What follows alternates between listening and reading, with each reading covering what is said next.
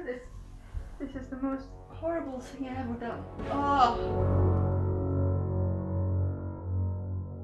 Hello and welcome to another plant dyeing video. I have understood that I've fallen more and more in love with plant dyeing. I think it's just so incredibly fun to take natural pigments and plants and achieve these historical shades and colors. I think it's just intriguing and interesting. But there's one part of the color palette that I haven't explored yet, and that is the green and blue shades. And if you know me, that's my favorite colors, so for a long time I have been very excited to try those plants that are required to achieve those shades.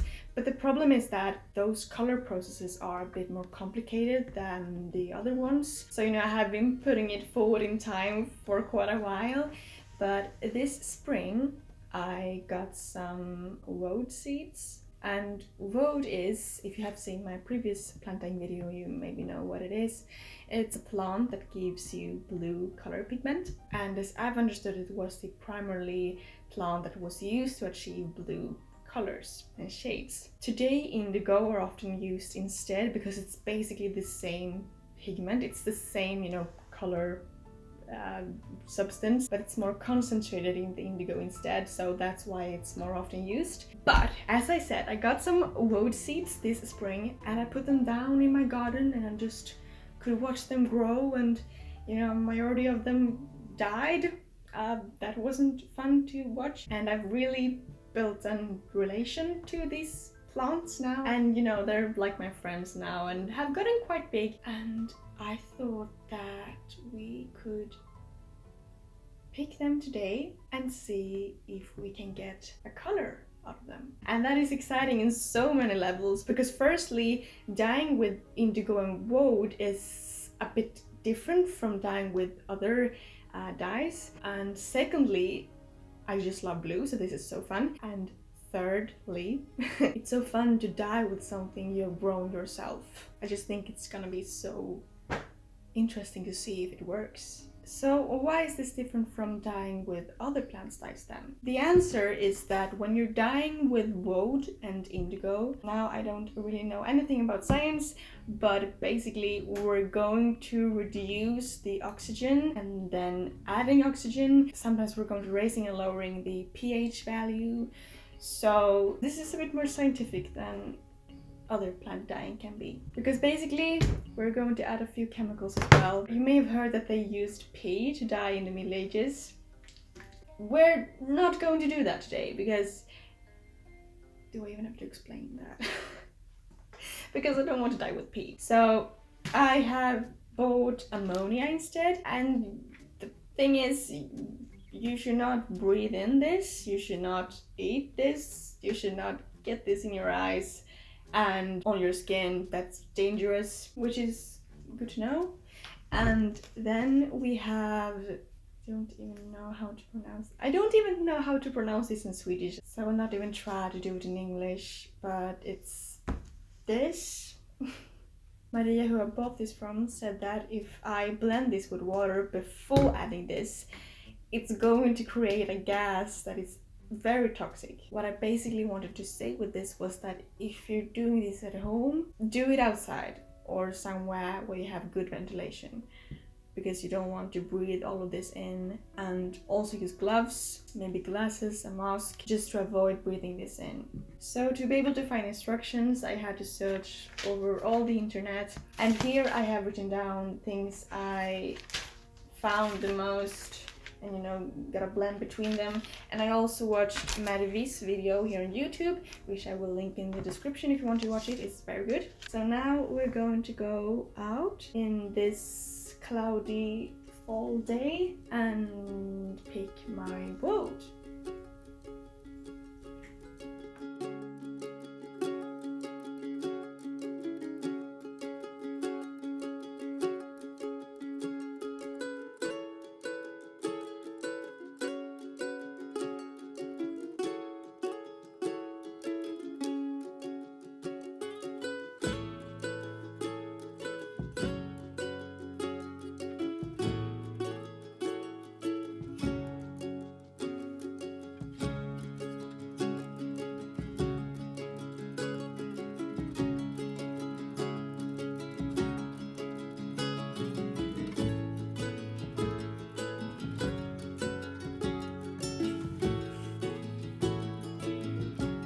I don't have that much well, but I really hope that it will be enough. And when I have picked everything, I'm going to rinse it with cold water a couple of times. And then I have it all in here. So now we're going to soak this with hot water. I don't think it will matter that much with the amount of water. The most important thing is to just keep all the leaves covered with that water. So how much could that be? Maybe 10 liters will be enough. Yeah.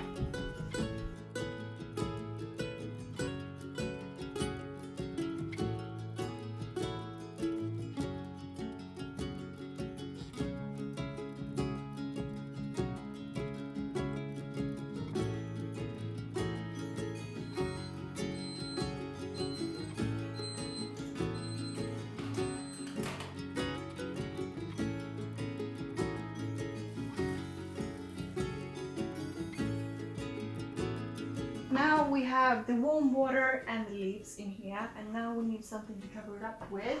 I don't know what that would be. And then we're going to wait 20 to 40 minutes for it to really soak through.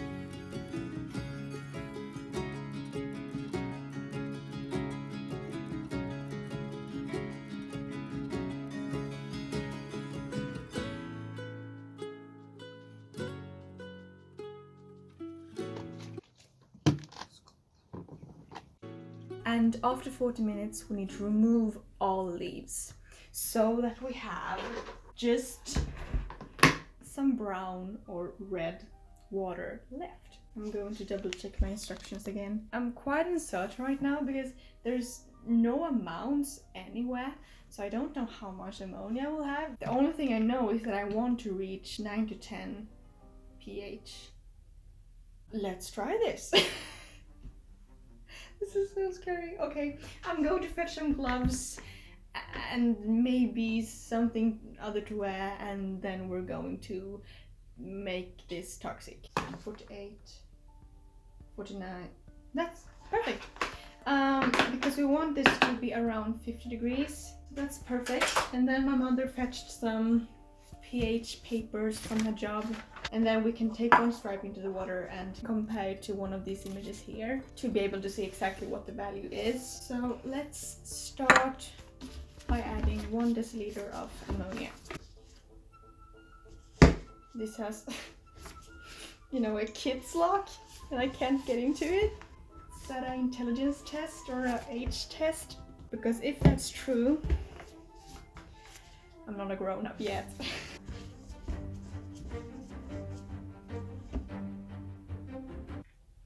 Okay. Oh. Oh. Why do I always have to smell things? Oh god, this is strong. This is incredibly strong. Okay. I need to open my window. Okay, the window is open. Okay, this is extremely strong. I don't know how I will be able to do this, actually. Yeah.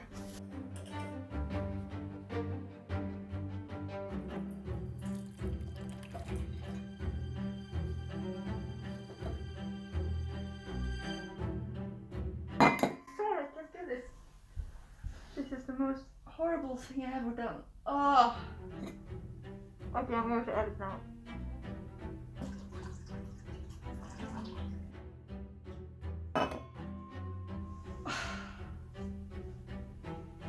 Ah. You will not believe me, but this is turning green now. So from red to green. So now we're going to see if this did anything to the pH value. So one of those. How long should I keep it there? Oh! Oh god. Oh god. Yeah. This is definitely 9 or 10. Okay. Great, I succeeded. So let's see what the instruction says now. Okay, so now it's time to add oxygen. How we'll do that is that we will, there's 2 ways of doing that. You can either throw the water from the 2 buckets a couple of times. Or you can take the electric whisk. I don't really think I want anything in this kitchen to have that on it. So I think I will go out and do it outside. And we want to continue doing this until the water gets greenish blue or blue.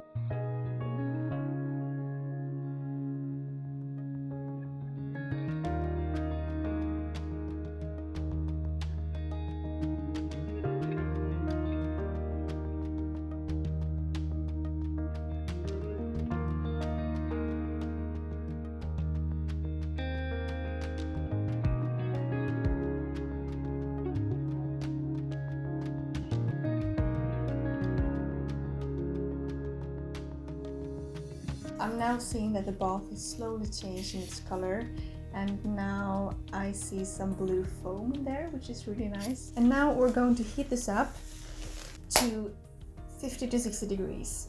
And for that we will need a stove. If you remember my last video, the matter of pot and pot size and finding a good pot was... I'm afraid that my pot is way too small. This is way too much for me, which is the problem always when I'm trying to plant dye. I remember now that this pot doesn't work on the stove. I don't have a pot that is big enough for plant dyeing. Present the whole video, and after that I finally decided to buy a dyeing pot, and here it is. And I thought that if you can buy a big one, why not buy a big one? Or more like, if you can ruin yourself, why not ruin yourself? But this is it. This is my dyeing pot.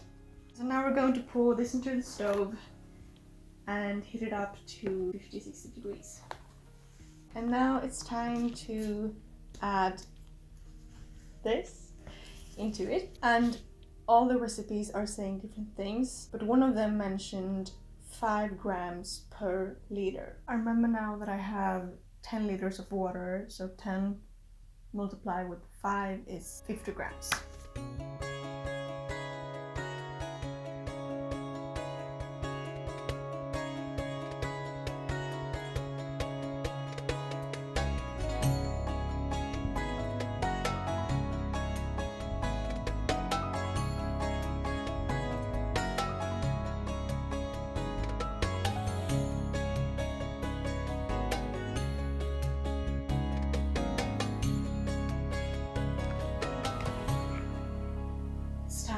It feels like I've been looking forward to this for so incredibly long, and now I should do it.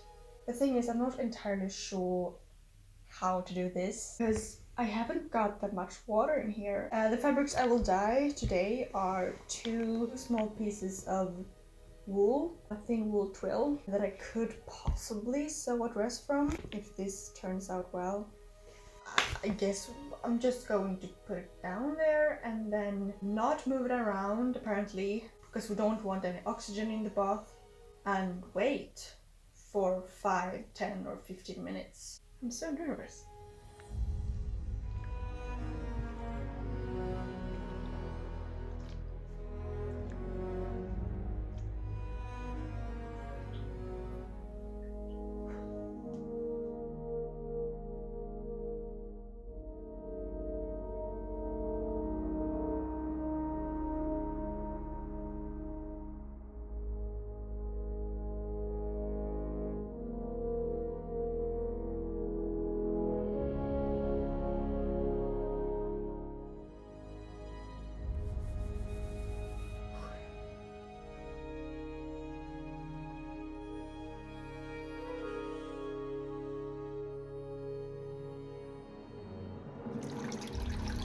Men du trodde du skulle ha blått nu.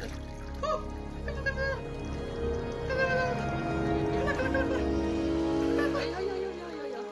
det blir blått. Det är syret som gör att det blir blått. Ser du att det blir blått? Ja, just det. It's turning blue, you know. It's turning blue! Yay!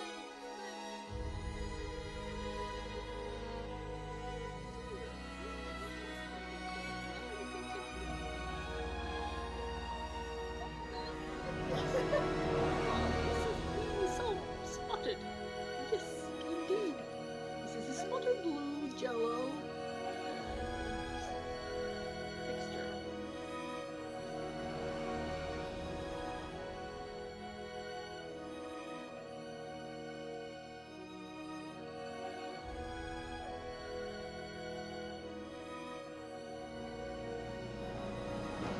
this might have become the most disastrous colored fabric ever.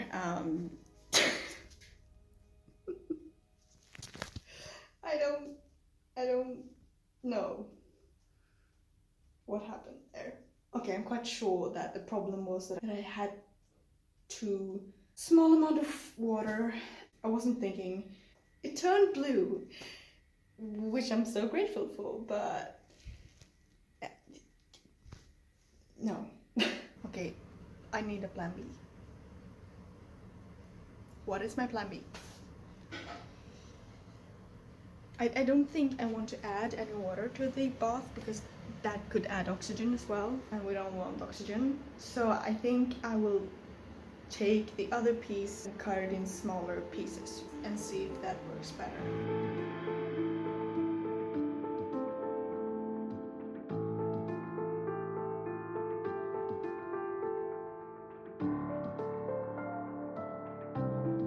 Okay, let's try to take up this one and see how that goes.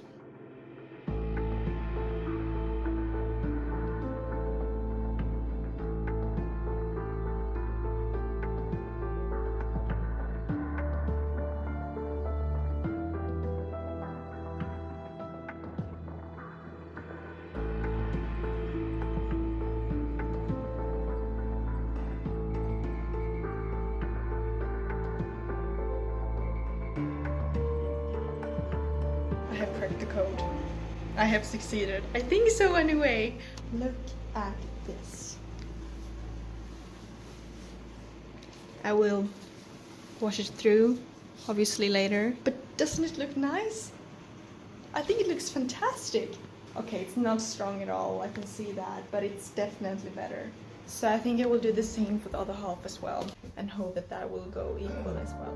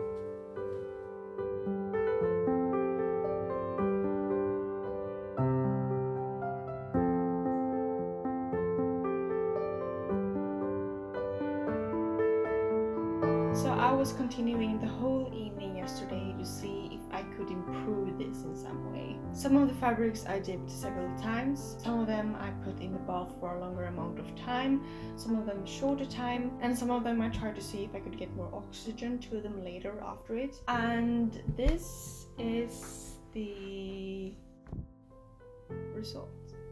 It isn't the strongest colors I've seen. Far from it. Do I hate the colors? No. I mean, I would gladly dress in these colors and, you know, have them in my room and on the walls. But as medieval clothing, the result is questionable. So if you remember the first fabric, it became very uneven. And I think that was due to the amount of water compared to the amount of fabric. I didn't have enough water. So after chopping the other piece in half, I decided to do the same to this. And when I put it in the water for the second time, it actually became much more even. I think I put this in the bath 3 times in total, and the strange thing was that it became more gray for each time I dipped it. So I don't know what happened there. And then we have the other fabric, which actually is another fabric, which was very clear because the color became very different. It's much more green, don't know if you can see, and it became quite even, which I'm very happy about. And then we have this, which I dipped this very morning actually. I think the bath had brought too much oxygen during the night, so maybe that's why it's green. You can't really see it on the camera, but it's much stronger in reality. Yeah, you don't see that at all. Hello, Editing Ellen here. I just wanted to pop in and say one thing which I noticed now when editing this video, which I saw in real life, but it became so much clearer when looking at it on the computer. And that was the difference between the fabrics when I picked them up from the bath and just after the dyeing compared to the day after. Did you notice that? Because the difference is huge. If you know why this may have happened, please let me know, because this can't be right. You can't have the color changing like this. I'm very glad now that I wasn't really happy with the colors from the start, because if I would have been, this would have made me so upset. I just wanted to say that, and yeah, let's get back to the kitchen. So what do I think went wrong? It's hard to know.